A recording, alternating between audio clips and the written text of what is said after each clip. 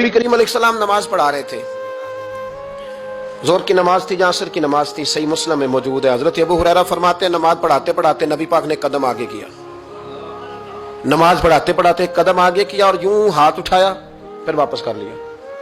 اب نماز پڑھ کے نا تو سلام پھیرا تو صحابہ عرض کرنے لگے یا رسول اللہ صلی اللہ علیہ وسلم وہ نماز میں پیر بھی آگے کیا تو ہاتھ بھی اٹھایا، تو وجہ کیا تھی؟ پہلا سوال تو یہ ہے کہ آپ لوگ نماز پڑھ رہے تھے یا حضور کو دیکھ رہے تھے؟ تو صحابہ تو پہلے ہی بتاتے ہیں کہ بھئی ہم تو پہلی صف میں نماز اس لیے پڑھتے تھے کہ نماز بھی ہوتی رہتی تھی اور چپ کے محبوب کی دید بھی ہوتی رہتی تھی۔ حضور سے پوچھا یا رسول اللہ وہ نماز پڑھتے پڑھتے قدم آگے بڑھایا آپ نے تو پھر پیچھے کر لیا، کیا تھا؟ اور ہاتھ اٹھایا تو پھر آپ نے نیچے کر لیا۔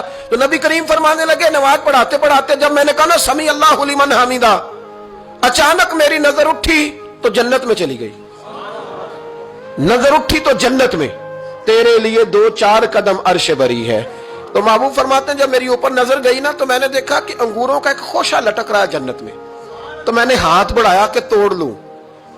حضور کھڑے ہیں مسجد نبوی میں اور فرماتے ہیں کہ میں یہاں کھڑے ہو کے ہاتھ اونچا کروں تو میرا جنت تک پہنچ جاتا ہے۔ فرمایا میرا ارادہ ہوا کہ وہ خوشہ جنت کا توڑ لوں، اور ذرا میں نے پیر آگے بڑھایا ہی تھا تو میرے دل میں خیال آیا کہ جنت راز ہے تو راز ہی رہنی چاہیے، یہ راز کھول گیا تو مزہ نہیں آئے گا، تو میں نے پھر وہ ہاتھ واپس کر لیا۔ صحابہ کہتے ہیں جب نبی کریم نے یہ بیان کیا تو ہمارے چہرے نے تجسس سے کھیل اٹھے، تجسس سے ہم کوئی بات اور بھی سننا چاہتے تھے۔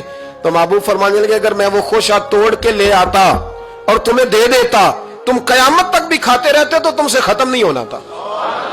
یہ صحیح مسلم کی حدیث ہے۔ او بھائی میرے رسول کریم کے واقعہ معراج پہ شکوہ کرنا، کہنا سمجھ میں نہیں آتی کیسے گئے تھے، تو جو چاہے تو ہر شب ہو مثال شب اسرا، اس لیے کہ تیرے لیے 2-4 قدم